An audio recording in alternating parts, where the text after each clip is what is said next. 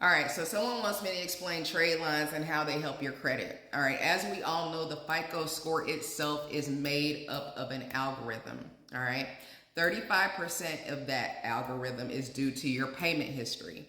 Lenders want to see how good you are at paying accounts on time. So that's major, it's 35% of your credit score. The other thing is 30% of that is the amount that you owe. Your debt to your credit ratio or your debt to your income ratio. How many things do you have that's already out that you already owe? All right. 15% of that is the length of your credit. That means how long has that account been open? If the account's been fairly new, you tend to look a little bit risky, but when you have established credit, the age of that can mean a lot. So 15% of that is your score. 10% of that is your credit mix. That means, do you have revolving accounts? Do you have installment accounts? Do you have mortgages? Do you have auto loans? Most lenders like to see that you have a mix of credit. That means that you can handle all types of credit that comes your way, especially if they're going to consider you filing you for or approving you for a credit card, a line of credit, or even a loan. So now that we broke down how a FICO model is scored, let me tell you how adding an authorized user trade line to that model can kind of help offset it and boost your score. First of all, authorized users, they add a positive payment history to your account. Let's just say you go ask your mom to add you to her credit card as an authorized user. What that does is if she's had that credit card for the past 10 years and paid it on time, that history of 10 years will report onto your credit report. You don't have to use the card. Matter of fact, when she gets it, she can cut it up. You never have access to be able to use her account. It's just the history of it is reporting onto your credit report. Let me tell you what that does.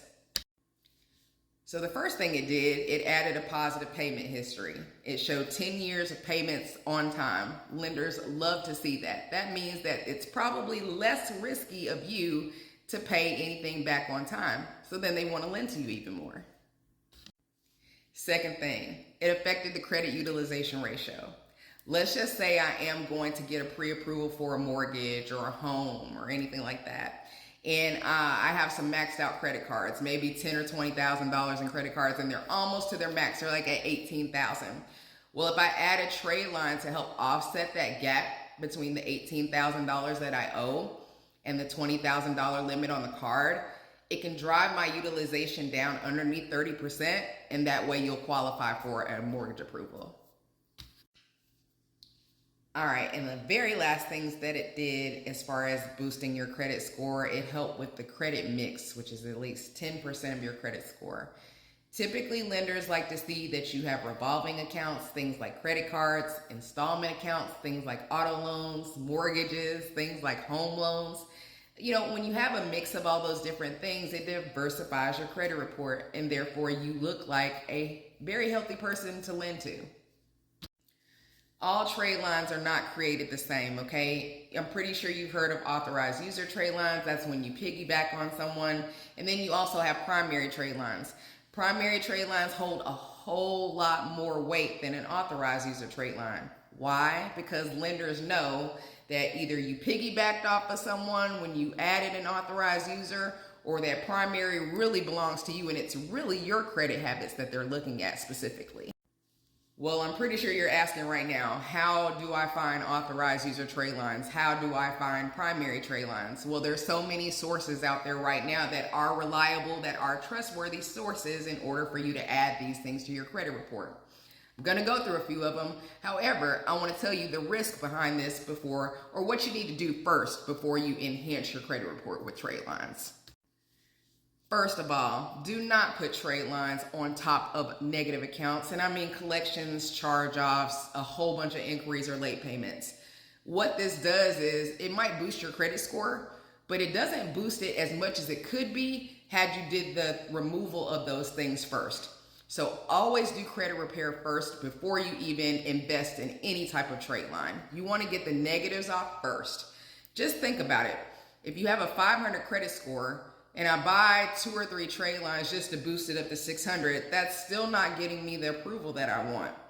But if I went through credit repair first, organically move my score up to 650 and then add trade lines, I have a higher probability to reaching the 700, 750, or maybe 800 max in order to get the best interest rates and also get approved for whatever I'm applying for.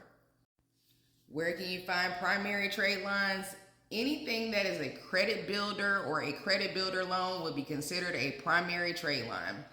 My favorite of all time is to take your own money and go to a bank or a credit union and open a secured card if you do not have any credit. The reason why is because you want to build a relationship with that bank. The sooner you build a relationship and you're paying on that secured card monthly, that opens you up for other type of approvals, loans, mortgages, other credit cards, all types of things.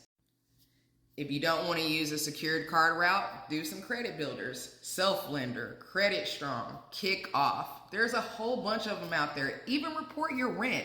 If you pay rent monthly and that's something that you pay on time, make sure that's reporting on your credit. There's a whole bunch of rental report companies out there that you can use. Just make sure your landlord reports to it on time. I'm sure you're asking now, where can you get authorized user trade lines from? You don't know anyone with good credit. Well, that's the benefit of working with a trade line company. You know for a fact that the trade lines that they have on file are actually under contract. So that means that that person who it belongs to, they cannot drive that account over 10% of the limit to where it will affect your credit score in a bad way. They have to keep it underneath 10%, never use it. That way you always have a good piggybacking positive history onto your credit report. So that's the benefit of why you want to work with a trade line company. If you're ready to pick out your authorized user trade lines, go over to tradelinescentral.com. They're all listed by the name of the company, the age of it, the limit, how long that account's been open for, and most of them will stay onto your credit report for at least 60 days. Long enough for you to go through your applications and whatever else you need to do to apply for them. Now you got a little bit of insight about how trade lines work for your credit report and how it can boost your score. So get to it. Boost those credit scores. Hope this helps.